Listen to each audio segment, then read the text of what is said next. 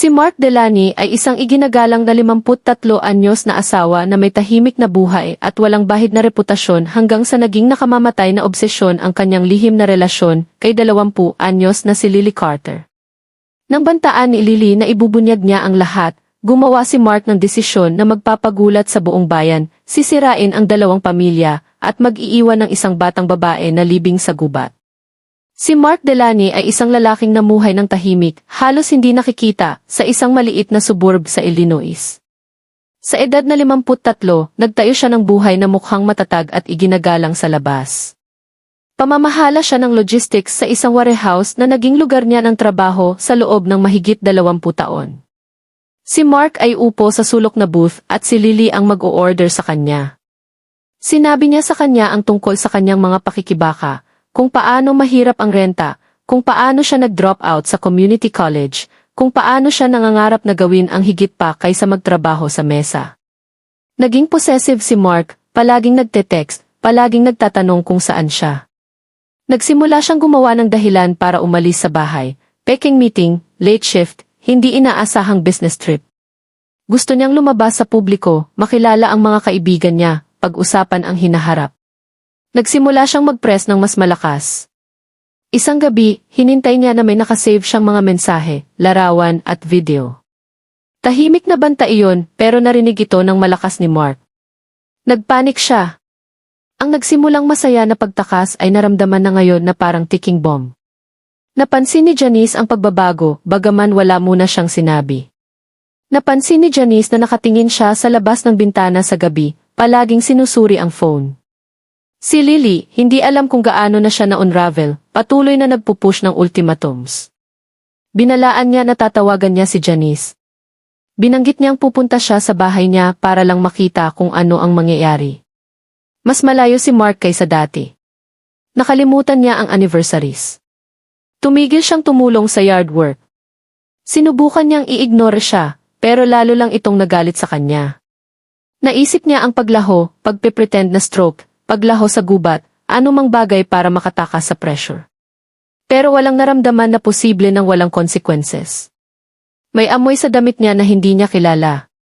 Umupo siya mag-isa sa kotse sa labas ng warehouse at tinitigan ang manibela ng halos 1 oras.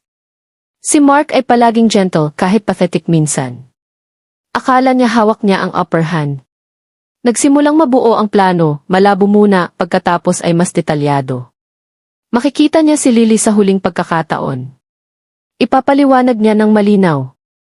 Aayusin niya ang gulo kahit ano pa ang kinakailangan. Nagsimula siyang umuwi na may kulog na hindi binili ni Janice para sa kanya. Nag-alok si Mark na tumulong.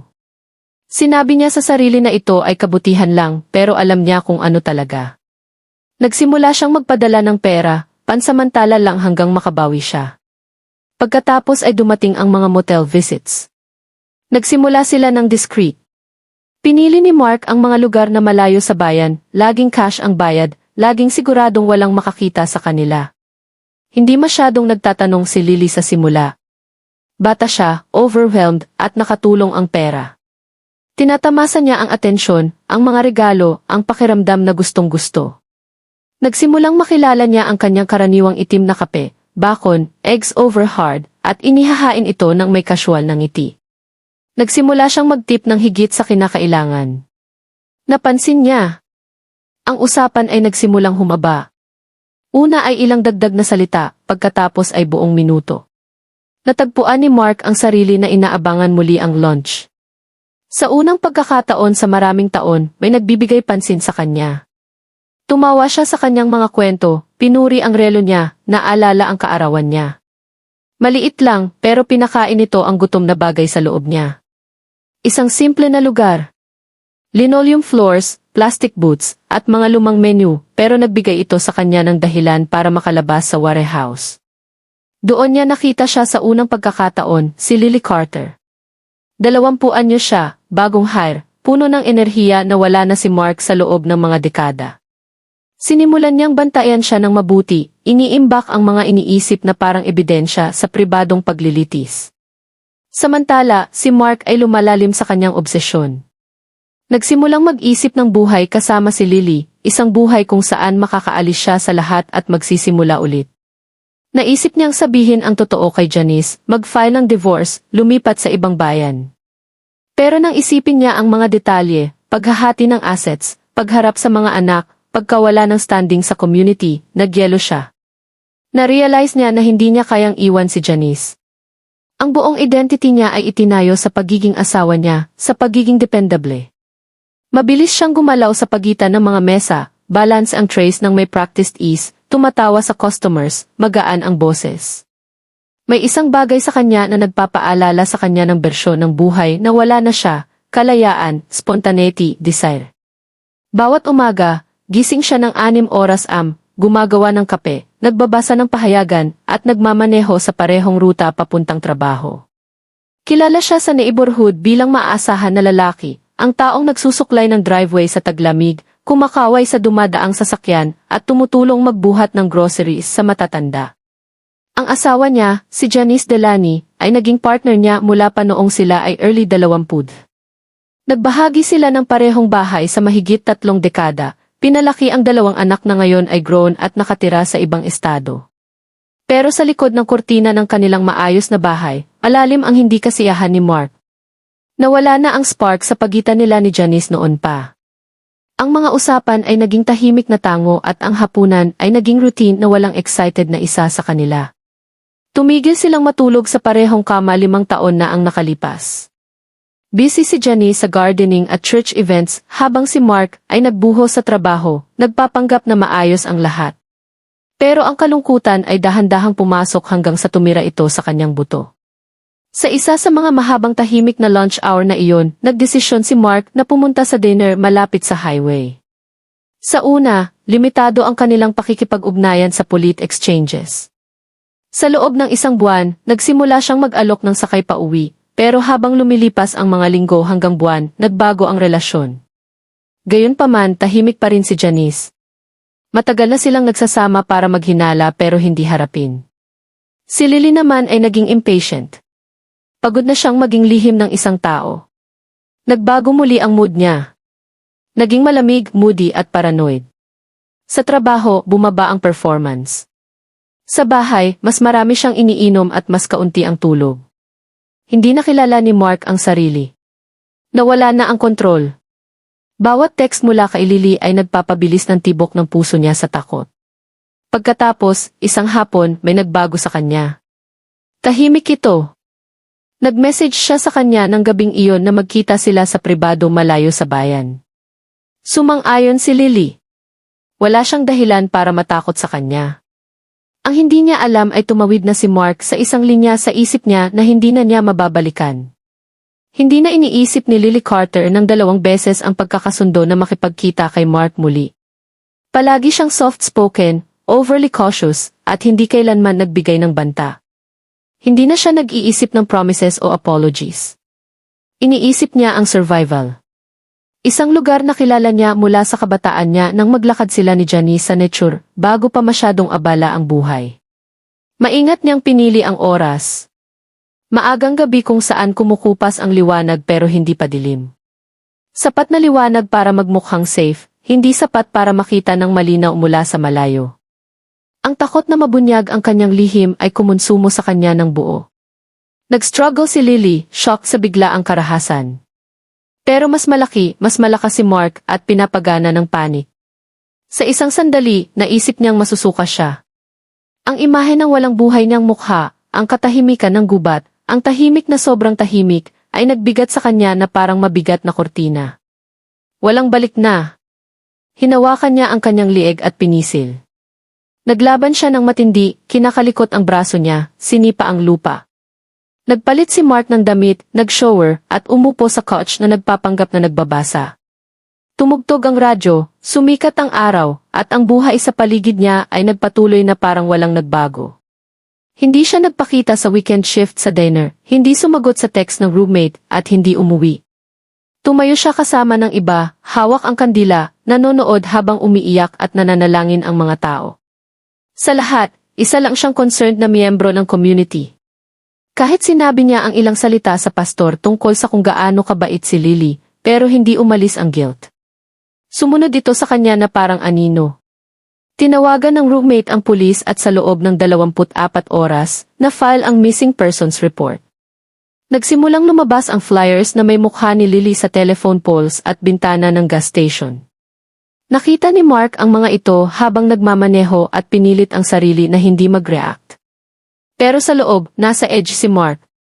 Bawat kotse na bumagal malapit sa bahay niya, bawat sirena sa malayo ay nagpapahigpit sa dibdib niya. Hindi niya kayang tumingin sa mata ng kahit sino. Napansin ng coworkers na mas tahimik siya, pero iniugnay nila sa stress. Blanko ang isip niya na parang puting pader. Iniiwasan niya ang salamin, iniiwasan ang usapan, iniiwasan ang pag-iisip. Sinabi niya sa sarili na si Lily ang nag-push, na wala siyang choice, na ginawa niya itong mapanganib ang isang bagay na inosente. Hinawakan niya ang paniniwalang iyon na parang life raft. Bumisita pa siya sa trail para siguraduhin na walang naiwan. Pero kahit gaano niya kabali sa takpan ang tracks, isang bagay ang sigurado, may magsisimulang magtanong ng tamang tanong sa huli. Hinila niya ang katawan palayo sa path, mas malalim sa brush, at ginamit ang kamay para takpan ng dumi at dahon. Messy, rushed, at mababaw. Kinuha niya ang phone, mabilis na nag-scroll, pagkatapos itinapon ng malayo sa bush. Tiniyak niyang napunasan ang screen bago itinapon sa dumpster sa likod ng strip mall papunta pa uwi. Pero walang tao sa gubat, malayo ang mga puno para dumating ang tulong. Pagkatapos ng tila walang hanggan, huminto ang katawan niya. Hinawakan pa ni Mark ng ilang segundo bago dahan-dahang binigyan ng kalayaan. Nanginginig, naisip niya ang humiliation, ang paghatol, ang malamig na titig mula sa mga kapitbahay na kilala niya sa loob ng dekada. Naisip niya ang katahimikan ni Janice na nagiging galit, ang pagputol ng kontak ng mga anak, ang pagpapaali sa trabaho. Sobrang malaki ang risk. Si Lily ay naging pinakamalaking banta sa lahat ng itinayo niya. At sa kanyang twisted na pag-iisip, ang pag-alis sa kanya ang tanging solusyon. Nanginginig ang kamay at basa ng pawis ang damit. Matagal siyang hindi nag-start ng engine. Tinitigan lang niya ang sariling reflection sa rearview mirror, naghihintay na maramdaman ang isang bagay. Guilt, regret, clarity. Pero ang nararamdaman lang niya ay walang laman. Nang mag-message siya na mag-usap sa tahimik na lugar, akala niya gusto niyang gumawa ng isa pang pangako. Siguro isa pang excuse kung bakit hindi pa niya iniwan ang asawa. Bahagi niya ay pagod sa back and forth, pero ang iba ay nagustuhan ang kapangyarihan niya sa kanya. Sa relasyong puno ng imbalance, ang kontrol ang tanging advantage niya. Tahimik si Mark sa karamihan ng oras, ang kamay ay nasa bulsa ng jacket, ang isip ay nagkakagulo. Casual na nag-usap si Lily tungkol sa pag-quit sa dinner, paglipat sa ibang bayan, pag-start ulit. Dumating ang mga salita sa waves, pero hindi siya nakikinig. Ang naririnig lang niya ay ang tunog ng tibok ng puso sa tainga. Binanggit niya ang pangangailangan ng mas maraming pera at na baka sabihin niya kay Janice kung hindi magbabago. Wala siyang ideya na nasa ibang lugar na ang isip ni Mark. Pinili niya ang spot sa labas lang ng bayan, isang walking trail malapit sa wooded area na bihirang bisitahin sa weekdays. Dumating si Lily sa jeans at hoodie, buhok na nakatibak, phone sa kamay. Hindi niya naramdaman ang panganib. Sa kanya, isa lang itong emotionally messy conversation na ayaw niyang talagang pag-usapan. Kahit nag-roll eyes siya nang imungkahi ni Mark na maglakad sila ng kaunti sa gubat. Sanay na siya sa pagiging nervous niya at naisip na ayaw niyang makita sila mula sa kalsada.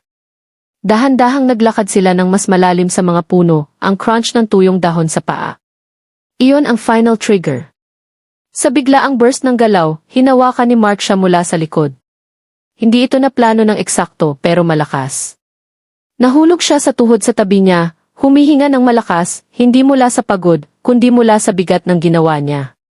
Pero kahit sa sandaling iyon ng horror, sumipa ang isa pang instinct.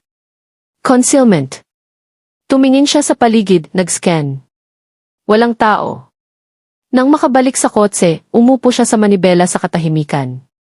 Sa bahay, binati siya ni Janice mula sa kusina ng may sulyap at bumalik sa paghugas ng pinggan. Kinabukasan, nagmaneho siya papuntang trabaho tulad ng dati. Hindi nagtagal para mapansin ang kawalan ni Lily. Nag-escalate ang search sa full-scale investigation. Ang biglaang pagkawala niya ay masyadong abrupt, masyadong hindi katulad niya.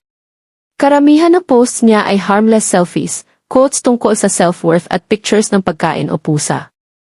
Pero napansin ng investigators ang ilang vague updates na nagpapahiwatig ng frustration, betrayal, at pangangailangang mailabas ang mga bagay. Isang post, secrets don't stay hidden forever. Isa pa, some people lie so well they believe themselves. Sa isang maliit na roadside motel, naalala ng manager ang isang babaeng kamukha ni Lily na kasama ang matandang lalaki ng maraming beses. May photocopy pa siya ng GIF ng lalaki, isang standard policy. Ang pangalan sa G ay Mark Delaney. Pero nang lumitaw ang pangalan niya, nagsimulang mag-alin ang lahat. Ang edad, ang proximity sa search area, ang spotless record, lahat ay nagiging kakaiba. Inamin niyang kilala si Lily, sinabing magkaibigan sila, at ilang beses lang nagkita. Pagkatapos ay ang security camera stills ng sasakyan niya sa gas station malapit sa wooded trail sa gabi na nawala si Lily. Gayunpaman, matatag pa rin si Mark. Sinabi niyang nagplano silang magkita, pero hindi siya dumating. Iyon ang kwento niya. Ang tahimik niyang tahanan ay naging scene ng flashing red lights at yellow tape. Nagsimulang tumayo ang mga kapitbahay sa labas, shocked, hindi makapaniwala na ang kalmadong lalaki na kilala nila ay kasama sa mga akusasyon. Isang lalaking nakaupo mag-isa sa selda, na strip ng lahat ng sinubukan niyang protektahan. Local husband arrested in murder of young waitress. Mabilis na kumalat ang headline. Isang piraso ng broken plastic ang natagpuan malapit sa katawan ni Lily, bahagi ng phone case na tumugma sa kay Lily, at ang security footage ay naglagay sa kanya eksakto sa lugar na sinabi niyang hindi niya pinuntahan. Walang naniwala na coincidence iyon. Pinagsama ng prosecutors ang case batay sa ebidensya, motive, at psychological portrait ng lalaking natakot sa exposure kaysa sa pagkuha ng buhay. Pero wala pa ring sinabi. Hindi sa korte, hindi sa investigators, hindi kahit sa sarili. Inagaw ng media ang kwento. Isang lalaki na pumatay sa lover para mapanatili ang kasal. Nakakagulat ang contradiction, isang pagnanais na protektahan ang buhay sa pamamagitan ng pagsira sa isa pa. Nakita ni Janice ang gradual na pag-unravel ng asawa, ang malayong tingin sa mata, ang mga bulong na tawag sa likod ng saradong pinto, ang withdrawals sa bank account. Minsan ay nakita niya ang motel receipt, pero hindi binanggit. Tahimik lang siyang nanood at naghintay. Sa funeral ni Lily, puno ang simbahan ng puting bulaklak, kandila at amoy ng dalamhati. Ang ina ni Lily ay nagbigay ng eulogy sa pamamagitan ng luha, nagkwento tungkol sa mga pangarap ni Lily na maging writer at kung paano siya laging may dala-dala na notebook. Sinabi niyang malaking puso si Lily, minsan masyadong malaki at nagtitiwala sa maling tao. Walang hustisya pa, dulang dalamhati lang. Hindi siya dumalo sa court hearings, hindi nagbigay ng statement sa press, hindi sumagot sa reporters. Lumipat siya sa kapatid niya sa dalawang bayan at hiniling na iwan siya. Iginalang ng community ang distansya niya. Matapos ang lahat, siya rin ay nabetrayahan katulad ng iba. Nang dumating ang pulis sa bahay nila na may mga tanong, hindi siya nakialam. Nang tanungin kung kakaiba ang asal ni Mark, tumango siya. Hindi isang bagay lang ang nagdala sa case. Lahat ito sa kombinasyon. Ang soil samples mula sa undercarriage ng kotse ni Mark ay tumugma sa lokasyon. Ang cell tower records ay nag-narrow down sa wooded area. Sa loob ng 48 oras, isang malungkot na discovery, libing sa ilalim ng manipis na dahon at dumi malapit sa trail ay ang katawan ni Lily. Ang trial ni Mark Delaney ay nagsimula sa ilalim ng mabigat na public interest. Nagpark ang news crew sa labas ng courthouse bago sumikat ang araw at nagmadali ang reporters para makapasok. Sa mga tao sa bayan, higit pa ito sa isa pang trahedya. Ito ay pagtataksil mula sa isa sa kanila. Si Mark ay ang tahimik na kapitbahay, ang laging kumakaway, ang lalaking minsang nagho-host ng barbecue at nagbibigay ng Christmas cards sa mga kapitbahay.